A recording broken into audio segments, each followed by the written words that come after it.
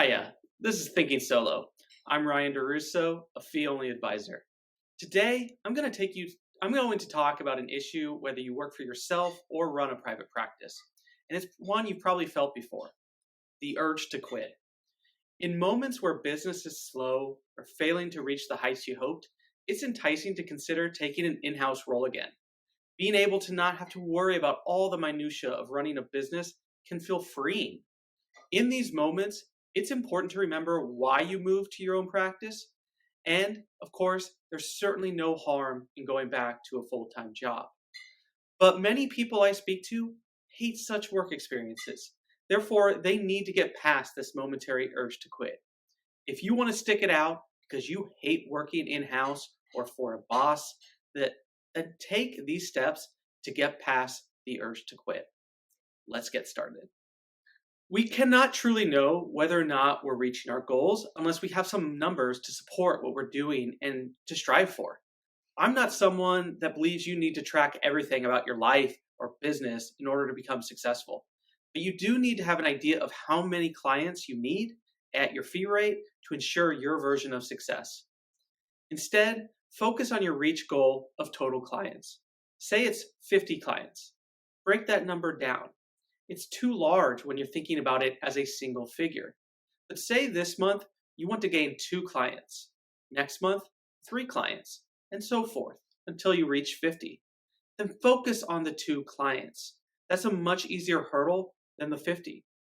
And if you don't get the 2 clients, that's okay. This is just the starting point. Continue doing the things that you're doing, marketing, etc., until you land those 2 clients. Once you do, then focus on the next 3.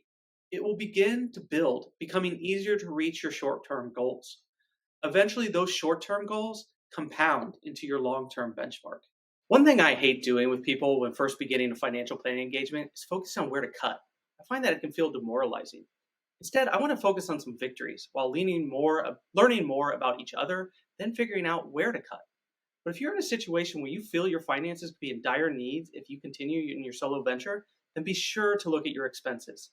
There's a line between personal and business finances. One impacts the other. If you're unable to pay rent or mortgage, then it's probably time to look for a full-time job. If instead you have areas in your expenses that you can live without for the time being, try to cut back. Why? Profits depend on the amount of funds coming in and going out. If you can reduce your expenses, you don't need to pay yourself as much. This doesn't mean this will be forever, but it does give you more time to build the business. If you're further along in your journey and frustrated with the personal wealth, one thing to look at is whether or not you're saving for retirement. Using these vehicles reduces your taxes so you keep more of your money.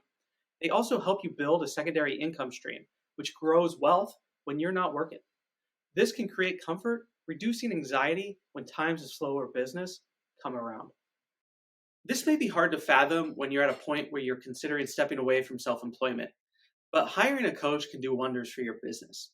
They can help you talk through some of the concerns you have with your current approach, guide you on ways to focus your efforts, or help you conceptualize your situation with others that have been in your shoes.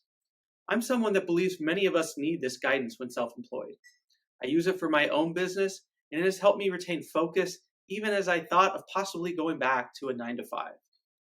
The key when you're in this situation is budgeting for the cost. Business coaches vary in terms of focus, expertise, and effectiveness. Good ones aren't usually cheap, but understanding how to budget in the cost, incorporating it into your monthly business expenses will give you the space to tap their knowledge. Making sure it works with your overall budget and saved resources will be important as you plan for this expense. It's not an easy step, but one that may have the most initial impact. I have a number of therapy coaches that I've spoken to and vetted.